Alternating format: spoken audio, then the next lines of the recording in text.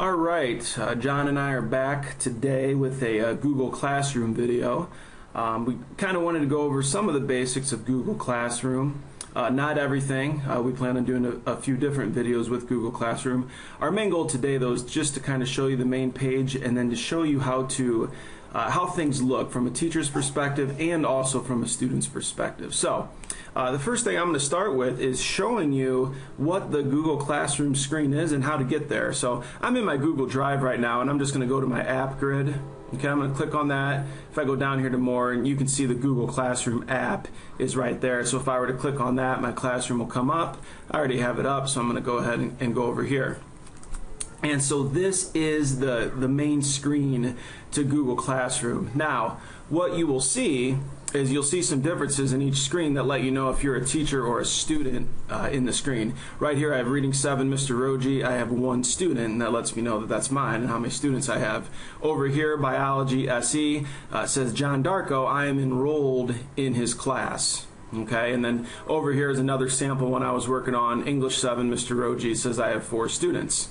A few things that you can do from that main screen.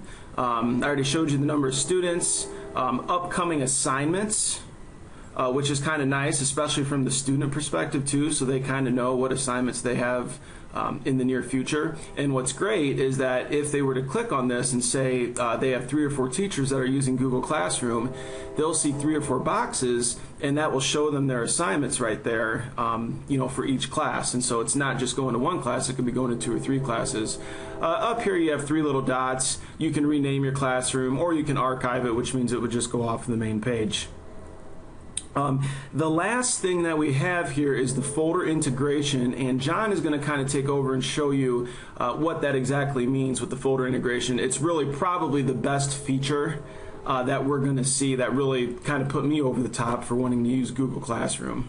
Yeah, so the folder integration is why Google Classroom is so powerful, because it integrates with Google Drive then really well. So let me just click on Jay's class here, and we're in Jay's account. So what it does is you'll see in his Drive, it automatically, with Google Classroom, creates a folder called Classroom, and then when you open that up, it has the different classes. This is the class that he is enrolled in, and this is 2 of his classes. For this reading class, he hasn't created any assignments in there, so there's nothing in there. However, for his English class, he has all of these folders for assignments he has already created, and then these get shared with the students. So it automatically creates folders, organizes stuff very well for you,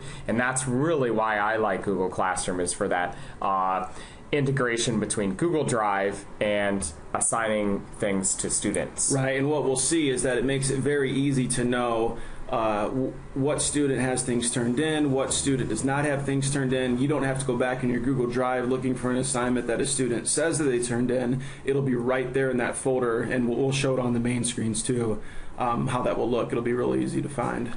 And then this spot right here is everywhere students have to go then for all of their Google assignments for all their classes that they're enrolled in. Mm-hmm. Okay, the next thing I'll do then is we'll start with the assignment work process. How is that going to take place?